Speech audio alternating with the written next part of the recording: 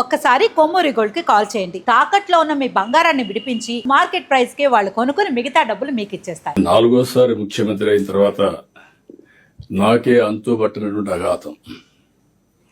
మా finance secretary గారు అయితే మొదటి నుంచి సార్ ఇది సాధ్యం కాదనే స్టార్ట్ చేసేవారు. అక్కడి నుంచే స్టార్ట్ చేశాం. ఆ రోజు మేము చాలా హామీలు ఇచ్చాం.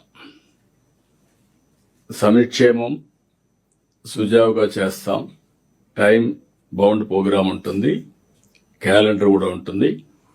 అదే సమయంలో అభివృద్ధి మళ్ళీ ఘాట్లో పెడతామని చెప్పాం. ఎవరికి ఇబ్బంది లేని సుపరిపాలన అని చెప్పి హామీ ఇచ్చాం. ఈ హామీలన్నీ గుర్తుపెట్టుకుని 2 ఏళ్లు మనందరం సమిష్టిగా పనిచేశాం.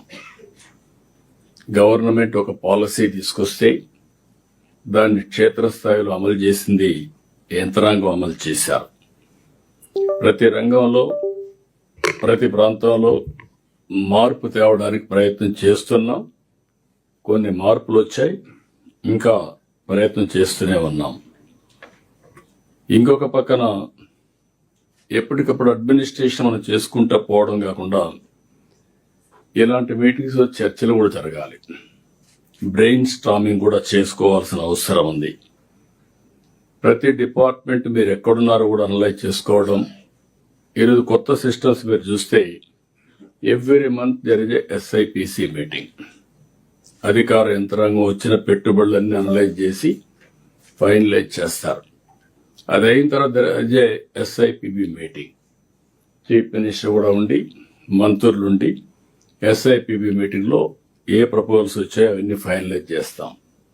మంత్లీ ట్వైస్ క్యాబినెట్ మీటింగ్స్, 2 సార్లు ఏ ప్రపోజల్ కూడా టైం లేకుండానో లేకపోతే డిలే కావడానికి వీలు లేకుండా ఎవ్రీ మంత్ 2 క్యాబినెట్ మీటింగ్స్ తీసుకొస్తున్నాం. ఏ ప్రపోజల్స్ వచ్చినా ఆటోమేటిక్ గా క్లియర్ చేసుకుంటూ ముందుకు పోతున్నాం. ఇంకొక పక్కన సమాయత్తం చేయడానికి అడ్మినిస్ట్రేషన్ ని once in 3 months collectors conference పెట్టాం. GSTP క్యాలిక్యులేట్ చేశాం. ఇవన్నీ కూడా వాళ్ళ ముందర పెట్టి అందరం కూడా ఏ విధంగా ఇంప్రూవ్ చేసుకోవాలనో అవన్నీ చేస్తూ వచ్చాం. ఒక రోడ్ మ్యాప్ తయారు చేశాం. Government of India Viksit Bharat 2047, Andhra Pradesh government Swarnandhra 2047, నిర్దిష్టమైన లక్ష్యాలు పర్ క్యాపిటల్ GSTP అన్ని పెట్టుకొని మనం ముందుకు పోతున్నాం. ఇప్పటి వరకు చూస్తే 19 SIPB మీటింగ్లు పెట్టాం, 52 కేబినెట్ మీటింగ్లు పెట్టాం, 7 కలెక్టర్ సమావేశాలు పెట్టాం. ఇంకొక పక్కన CAI, DPIT ఇవి కూడా పార్ట్నర్షిప్ సబ్మిట్లు 2 పెట్టాం. 3వ తారీఖు శ్రీకారం చుడుతున్నాం. ఒకప్పుడు పారిశ్రామికవేత్తలను మన రాష్ట్రం మీద నమ్మకం పోయింది, చాలా ఇబ్బందులు వచ్చాయి. ఈ రోజు మీరు చూస్తే దేశంలో ప్రిఫర్డ్ డెస్టినేషన్ ఆంధ్రప్రదేశ్.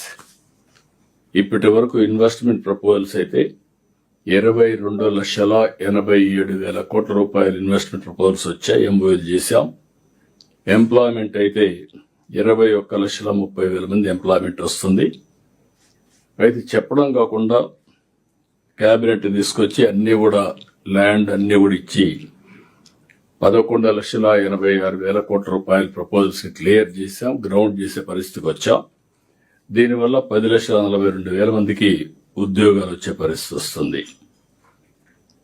ఇక్కడి నుంచి ఏ ప్రాజెక్టు కూడా ఏదో చెప్పేసి వదిలిపెట్టడం కాకుండా మనకుండే వనరులన్నీ సమర్థవంతంగా ఉపయోగించుకోవడానికి మీరు చూస్తే మన దగ్గర ఒకప్పుడు అగ్రేరియన్ స్టేట్, ఇప్పుడు ఇండస్ట్రీ సర్వీస్ సెక్టర్కి ఎక్కువ ముందుకు పోతున్నాం. ఇంకొక పక్కన ఇక్కడ చాలా వరకు అనేక పంటల్లో కూడా మనం మార్పులు తీసుకొచ్చాం, ఇంకా మళ్ళీ తీసుకురావాల్సిన అవసరం ఉంది. రాయలసీమ హార్టికల్చర్, ఈ ప్రాంతంలో ఆక్వాకల్చర్, కమర్షియల్ పంటలు. ఇంకొక పక్కన మనం చూస్తే పామ్ ఆయిల్, దాంట్లో ఇంటర్ కల్టివేషన్, కోకో, ఇలాంటివన్నీ కూడా తీసుకొచ్చాం. ఇక్కడ బోలెడన్ని ఆపర్చునిటీస్ ఉన్నాయి అగ్రో ప్రాసెసింగ్ కి. వాల్యూ అడిషన్కి ఇది కూడా మనం వర్కౌట్ చేసుకోవాల్సిన అవసరం ఉంది. మన దగ్గర మినరల్ వెల్త్ మంగంపేటలో వెరైటీస్ కానీ, కడపలో లైమ్ స్టోన్ కానీ, యురేనియం, విశాఖ ఏజెన్సీలో bauxite, Chemakurthi Galaxy granite, even కుప్పంలో గ్రీన్ గ్రెనైట్, శ్రీకాకుళంలో బ్లూ గ్రెనైట్, గూడూరులో మైకా, నెల్లూరులో సిలికా, బీచ్ శాండ్ ఇవన్నీ ఉండే పరిస్థితి వచ్చింది. ఇప్పుడు రేర్ ఎర్త్ మినరల్స్ కూడా వెళ్తున్నాం. ఫస్ట్ టైం వాల్యూ అడిషన్కి వెళ్తున్నాం. ఇక్కడ నేను ఎందుకు ఇవన్నీ మీ అందరికీ చెప్తున్నానంటే ఇది మనందరి సమిష్టి బాధ్యత. వాళ్ళ డిపార్ట్మెంట్లో వాళ్ళు పర్ఫెక్ట్గా చేయడమే కాకుండా సమన్వయం చేసుకోవాల్సిన డిపార్ట్మెంట్లో సమన్వయం చేసుకోవడం, ఇంకొక పక్క సమన్వయం చేసుకోవడమే కాకుండా ఎక్కడికక్కడ మీకు ఆలోచనలు మంచి ఆలోచనలు వస్తే ఇలాంటి మీటింగ్లో మీ ఆలోచనలు కూడా ఇవ్వగలిగితే దాన్ని కూడా ముందుకు తీసుకుపోయే పరిస్థితి వస్తుంది.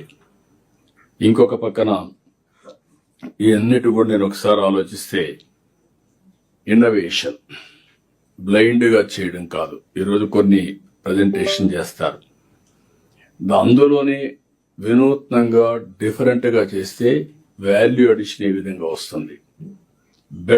ప్రజలకి బెటర్ లివింగ్ స్టాండర్డ్సే కాకుండా ప్రజలకు కూడా ఎలాంటి ఇబ్బంది లేని పరిపాలన ఏ విధంగా ఇవ్వగలుగుతామో మనం ఆలోచిస్తూ ఉండాల్సిన అవసరం ఉంది.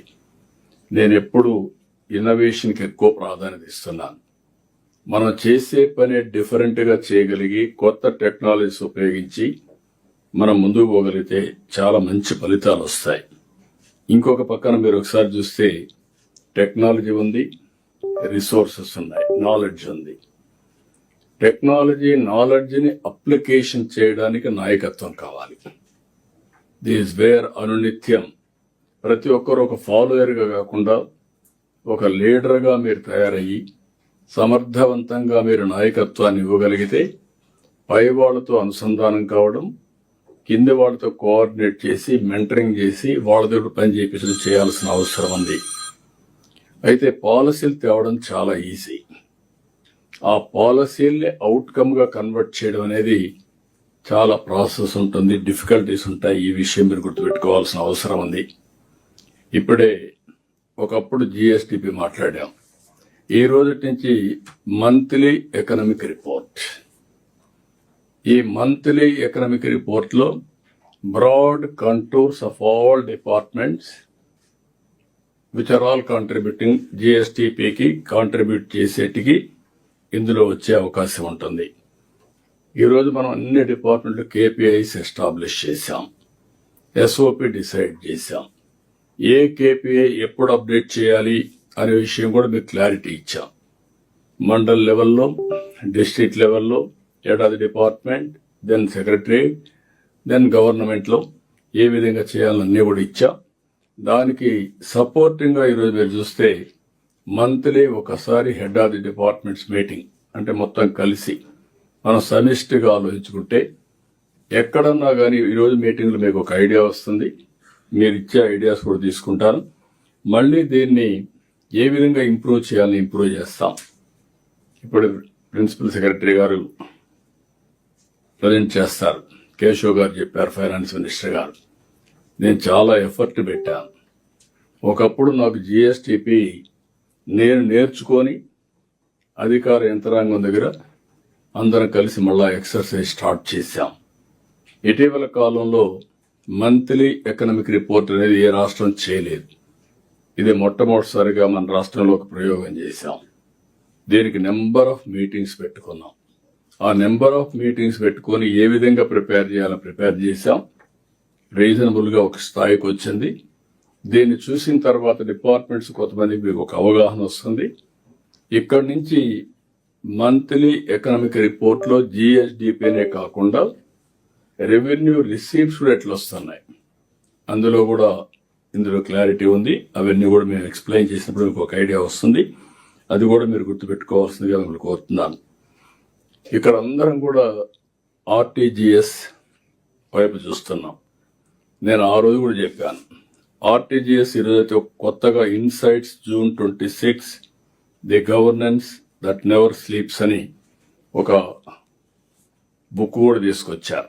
అంటే ఎవ్రీ మంత్ ఇన్సైట్స్ అని మీకు ఇవ్వడానికి. వాళ్ళు ఎన్ని పనులు చేసినా దాన్ని ఉపయోగించుకోవడంలో మీరు ఉపయోగించుకోకపోతే అవన్నీ కూడా ప్రయోజనం ఉండదు. డేటా డ్రివన్ గవర్నెన్స్ అని నేను మాట్లాడుతున్నాను. మనం అందరం గుర్తుపెట్టుకోవాల్సిన డేటా ఉంది. డేటా అక్యురేట్గా తెప్పించడం. ఆ డేటా అక్యురేట్గా వచ్చిన తర్వాత మీలో కూడా ఏ విధంగా దీన్ని లాజికల్గా తీసుకుపోవాలనో డెసిషన్ మేకింగ్ తీసుకుపోవాల్సిన అవసరం ఉంది. ఈరోజు మీటింగ్లో మీరు ఒకసారి చూస్తే కొన్ని విషయాలు మీ ముందర పెడుతున్నాం. ఒక 5-6 విషయాలు. ఒకటి ఈ ఆఫీస్ క్లియరెన్సెస్. చాలా మంది ఈ ఆఫీస్ క్లియరెన్సెస్ కొంతవరకు బాగానే చేస్తున్నారు. ఇంకా మీ కింద నుండే వాళ్ళు కూడా పర్ఫెక్ట్ గా చేయాల్సిన అవసరం ఉంది. లాస్ట్ మైల్ వరకు